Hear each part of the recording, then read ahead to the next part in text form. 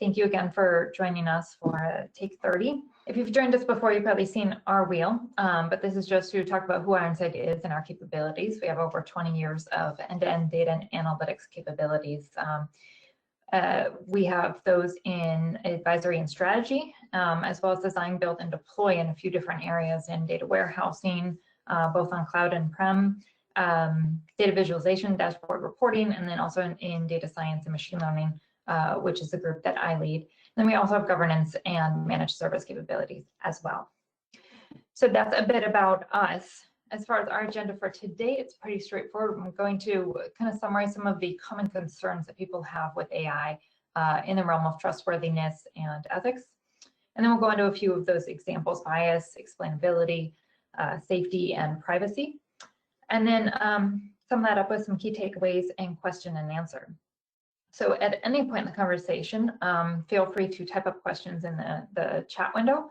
And if we see those, we'll address them at that time, or else we can come to them at the end. And at the end, you'll also have the option to take yourself off mute and ask questions. So let me dive right into some of the material. Wanted to start with some statistics.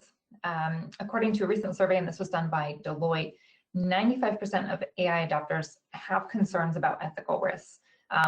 That's a good, healthy number. I think we should all have some concerns about ethics and trustworthiness and how they apply to AI, right? Because if we were not concerned, then we're not going to be doing a fair job to protect ourselves against those risks.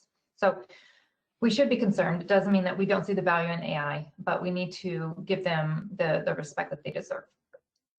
50% of the respondents in the survey said that they had some major or extreme concerns, and yet only 40% of those felt like they were fully prepared to address those risks. So that's where the problem is. We know that there's risks out there. We want our AI to be trustworthy. We want it to be on our side and help us as a society. But if we don't feel prepared to address that, that's problematic. And so I'm going to go through what some of those common concerns are and start that conversation about how we can address each of them. And really, if you're joining today, you're on the right track. If you're having conversations about trustworthy AI and ethics and trying to educate yourself about what those issues are and how to protect yourself, then that's good. That's really a key part to doing this. As I said, we should all be concerned and be taking steps to educate ourselves about how to have safe AI. So some of these issues, bias is one of those concerns in AI that gets a lot of attention, and there's a lot of research on it. I think it's safe to say that as a society, we probably have enough issues with discrimination, right? We don't want to build that into our robots. And so we have to take some steps to make sure that the AI that we're building doesn't carry some of our patterns from the past that we don't want repeated into our future. Some people are concerned about automating away too many jobs, right? Because a big part of AI is to remove the manual effort. There's huge cost savings for organizations, but there are impacts on individuals because of that, and on the economy and on society. So again, that's another issue that people have. It can invade our privacy, and we'll talk about a few different ways that might happen. And so we have to be aware of that and think about it and decide what we're comfortable with in terms of our privacy. Again, is it safe? So we now have cars that can drive on their own due to AI. We have robotic medical devices. So are these safe is another big issue. And then, can I understand it? So as a business, you may be a consumer of AI and you're trying to make decisions on AI. So you need to know not just that a model is giving you a prediction, but where does it come from and how is it built? And do I understand why it's saying, a certain claim is high risk, for example? Can I backtrack that? And can the AI actually provide evidence to support why it's delivering the risk score it is? So these are just some of those issues that fall under that umbrella of trustworthiness and ethical concerns when it comes to AI. So let's talk about bias first, right? So the goal of machine learning is actually to take all of the patterns from history, from some historical training data set, and to be able to repeat those, and it wants to learn what are all the patterns. If you want to build a model that will discover the patterns that make someone a really good candidate for a job, right? So that you can automate that task. You know, the machine learning process, it's going to go in and learn all of the patterns associated with that. And if there's bias in the past, it's going to learn those too. It's just a machine, it's just a math, it's an algorithm, and it's not going to say, well, this is a good pattern and this is a bad one. You have to go in and look for those and actually take steps to kind of weed the bias out as much as possible, because that's really the goal of it. And machine learning is very, very good at finding all of those patterns, and you may not know that it's finding patterns that you don't want repeated into the future. So if we look at a couple of examples, I think it was a third party that went in and found that Amazon's hiring models were found to be biased against women. And you know, Amazon is a big tech giant, so obviously they're very, very good at machine learning. But they built this on a training sample of candidates in the past, and these are technical jobs where the candidates were predominantly male, right? So if you have a pool where 90% of them are male and 10% are women, your model's going to have a hard time picking up what are the traits that women have that make them good for the job, because those traits may be different than men, right? And if there's actual bias against women in that history, that works even further against women. So the model had a hard time recommending women for the job and would be biased against them. So that was problematic, and they've worked to fix that and reduce a lot of the bias in it. Another very high profile case is brought on the awareness of racial profiling. And this was when trying to predict which people leaving the prison system would be repeat offenders, right? And you can look at the false positive rate overall, and it seemed acceptable, but when going in and looking at that by subgroup, they found that Black offenders had twice the false positive rate as white offenders. So that was a biased model that was discriminating against the Black individuals in that case. And third example, they're the medical care model, trying to predict how much medical care patients would need in the future. And one of the inputs into that was how much healthcare costs they had had in the past. And so it actually predicted that white patients would have higher need. And the reason is that in the historical data set, the white patients had higher healthcare costs. So there's a lot of reasons why they may be getting more medical care than the Black people for the exact same condition. And so there was a group of researchers that went in and investigated this and found that there was discrimination in the model, and again, worked to correct that and limit it as much as possible. You're not really going to get a model completely unbiased, but they took out a lot of that so that it was a little more equal, or quite a bit more equal than it was initially. So these are some examples of where bias was discovered, right? But it took somebody going in and investigating it to discover it. You kind of want to go in and try to break a system, you know, when you're trying to do bug testing and QA, and this is kind of what they're doing. They're trying to go in and find the bias so that you can actually take some action and correct against it. So how do you limit that bias? A very obvious thing is to not include descriptors of subgroups into your model. You don't want those to be your features or your predictors, like gender and race. But like you said, these models are really good at picking up patterns. And there are other things you may be putting in that are correlated with them or that act as proxies. So if region is a predictor in your model, and you know, one region is associated with one subgroup and another region more heavily populated by another subgroup, you've now taught the model to discriminate between those, or to identify the difference between them. And what you want to do is not teach the model who's female and who's male. So you've got to find all those correlates and try to eliminate as many of those as you can. And that's really the hard part. That thing is balancing for inequality, right? And this is just a technical technique to go in and say if you have 90% male and 10% female, you can balance that so that you can give the model more of a chance to discover the attributes about the minority group that would make them a good candidate. And then it really comes down to those post-modeling steps that you can take. So don't just compare your metrics, how accurate is my model and what's my false positive rate, but go in and look at that by the different subgroups and make sure that they're equivalent. And that may come to even hiring an outside team or an investigative team to go in and do what I was saying, kind of try to find the bias. So think about it like QA in software design. You want to break it and see how you could break it so that you can fix it before it, breaks on its own after launch. And so this is kind of the same thing. You want to go in and test it and see if you can find bias, because if you can take some steps to eliminate it or reduce it. And then keep reevaluating that periodically, just like you would keep retraining your model. You want to stay on top of it and test it. So this bias, new topic, we can talk about how important it is to have explainable AI. Right, so a couple scenarios here. Imagine getting a call from your insurance provider and they tell you that your premium's being increased. So you're naturally going to ask, well, why is that? The answer can't be because a bot told them to raise it or told them that you're at high risk, right? Same thing if you're applying for a loan and it's denied and the loan officer tells you, well, our AI algorithm said that you're high risk to default. And, that's all it can give you. That's not okay. You have to back up AI. These AI bots and algorithms have to provide evidence just like any human would. Why are you saying it's high risk? And if a model can't do that, that's a problem.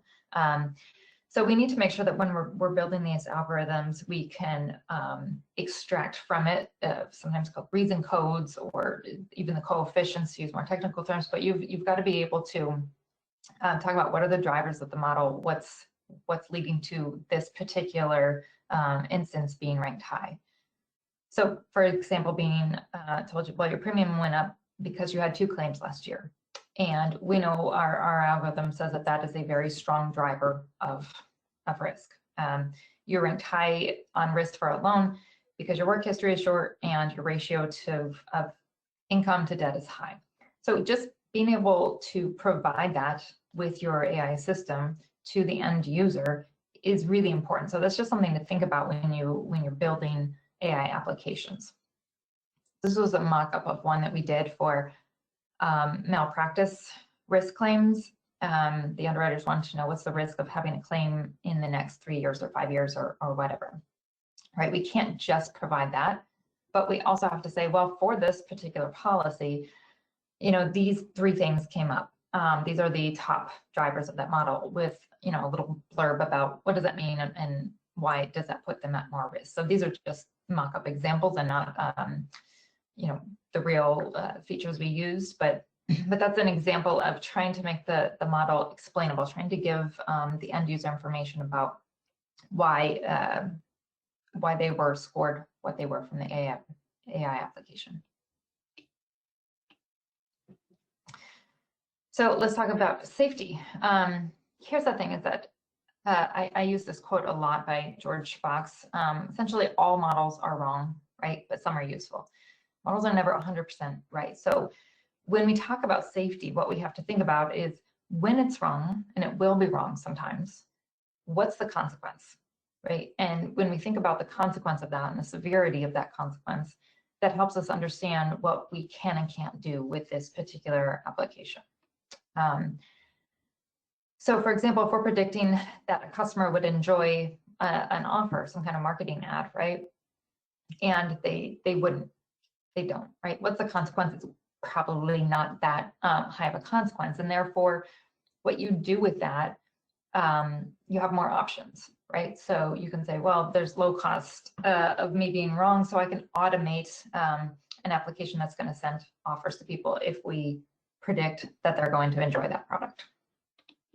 However, what if there's a model that predicts a tumor's malignant when it isn't, right?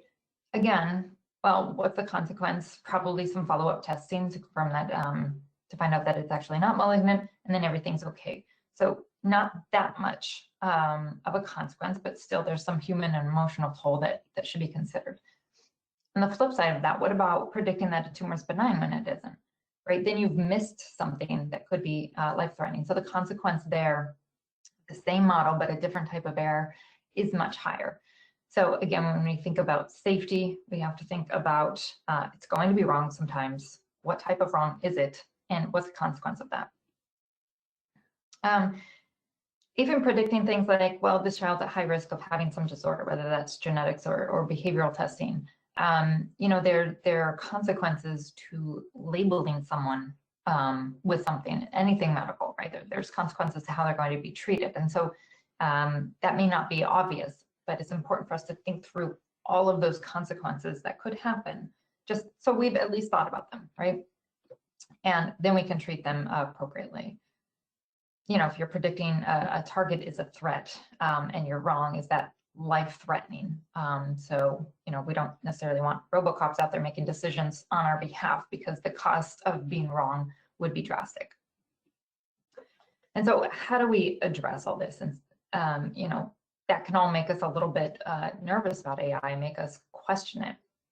But we can address it all and make sure that we're providing safe AI systems.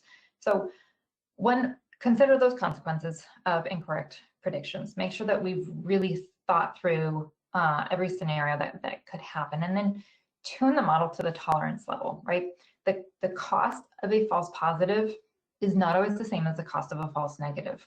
So if we say it's malignant and it's not, versus if we say it's benign and it's not, those have different costs to the individual and to the organization. So let's think through those costs, and then we can tune the model to those tolerance levels. You can do that with technical techniques actually to incorporate the cost of those. And then you want to carefully evaluate, well, what happens when we predict X, Y, or Z?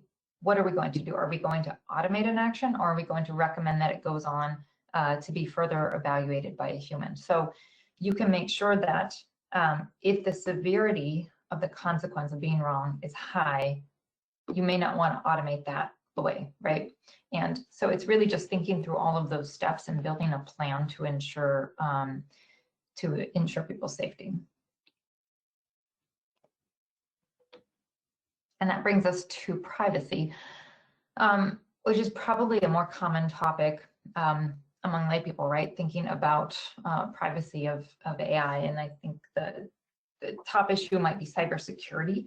And that's not just AI, that's just data in general. But the more AI we do, the more data we're collecting, the more exposure we have. And so cybersecurity is big issue, big monetary investment, right, of any organization to make sure that they're protecting their data. So I'll talk about that a little bit. But there are there's other issues of privacy when we talk about AI. On maybe a lighter level, there's personalized marketing. Right, and I'm a data scientist, so I'm the one going in and trying to make these types of models as accurate as possible for my clients, right? And there's always a group of customers that give, some bogus name, or that, they don't give a phone number in because they don't want to be tracked and things, right? So that's frustrating as a data scientist, because I really want to make it, personalized for them. As a consumer, I'm on the other side and I can see it too. And there's nothing I hate more than the 27-page CVS receipts with all the ads that are supposed to be customized for me. And I used to really hate, just personalized marketing and getting ads for things I don't want. I will say, as a busy working mom of 2 young children, bring me all the ads, put them in front of me, and I will buy them. I have learned that this year. I will buy all the things. So I can really appreciate that now, and that personalized approach and just having things delivered. And that's really the goal, is to customize every approach, right? We have a lot of things in our life that we want customized to us, and that's going to come at some kind of risk of privacy and an invasion of privacy. And so we just have to decide, what are we comfortable with? Are we comfortable with, Amazon knowing that my son likes zebras? Sure, send me all the ads for zebras. I'll get all the things. So there is personal information we probably do not want to share, like medical information. This, I'll say, is often a much less concern for me, and I don't give a lot of thought, and that's just because I have worked in the pharma industry, and I have worked with human subjects in research, and I know how locked down that information is. So people are on top of this. There is not, other than cybersecurity, which is always kind of the umbrella here, nobody's getting that information. I feel pretty confident about that, and so it is something I give less thought to. And as a data scientist, I know I'm not going to get individual level medical information for any model. That's definitely information we all try to keep pretty private. But then we have, Alexa and Siri and all these smart homes and application, and the goal of those, again, is to learn about you and customize your experience. And so we have to understand as consumers and individuals, we're going to share information so that we get a more customized experience. And what information is being collected, that's up to us to really stay on top of, think about, and stay educated on, and decide our own personal level of comfort there. And another interesting privacy issue is that sometimes organizations will make predictions trying to induce personal information. So like Target tried to predict which customers were pregnant. Pregnancy is the time where we will just buy all the things, right? And so you want to capitalize on that and be there for that customer when they're in that moment of life. So they tried to predict that so that they could send them all the advertisements. That's kind of a step beyond personalized marketing. They really are trying to predict something personal about you, and it caused a lot of problems because sometimes people have not shared that news or were pregnant and are not. So getting a package of ads about, diapers and stuff when you haven't shared that you're pregnant, probably not a good idea. So that caused a bit of a stir, and that can be kind of problematic when there's personal information you have decided not to share, and yet AI is trying to predict that about you. So these are all issues that can make all of us uncomfortable, again, but there are steps that we can take to make sure that we can benefit from AI. As consumers, we can benefit. As organizations, there's cost savings and there's revenue producing models. We can all benefit from it. We just all have to do our part to make sure that we're respecting boundaries and preserving privacy. At the executive level and business leads, understanding where to draw that line. Talk about different use cases. Does that make you uncomfortable? Does that make you feel like you're invading your customer's privacy? And what's the line that you're going to draw? And then set that line and set expectations and hold your organization accountable. So it comes from the top. We are going to respect privacy, and here's how we're going to do it. The data science team, I've hinted at a few technical steps, excuse me, that we can do, and there's new learning techniques like federated learning that can help keep data private, that can allow models to learn information while also protecting privacy. And the data scientists are going to work with IT to, again, govern PII, which is personally identifiable information, keep that nice and safe. IT is going to lock down and protect against cyber attacks and keep data safe and secure. And again, the consumers themselves need to stay educated and make decisions for themselves too, even when thinking about your choice of operating system and browser and your smart apps. So in summary, there's a lot to talk about and to think about when we think about building trustworthy AI. And it's a responsibility of everybody involved, not just the data scientists, to work towards keeping data safe, secure, not overstepping bounds, building unbiased models, etc. And set examples, build accountability in, and take the time to do it right. Take the time to do those investigations to make sure that your AI applications are not biased, make sure that your data is governed, and do it right. So that is everything that I had, which leaves us a little bit of time for some Q&A. So you can type questions into the chat bot. You can even take yourself off mute and ask questions at this point if you like. I'll give you a second to do that.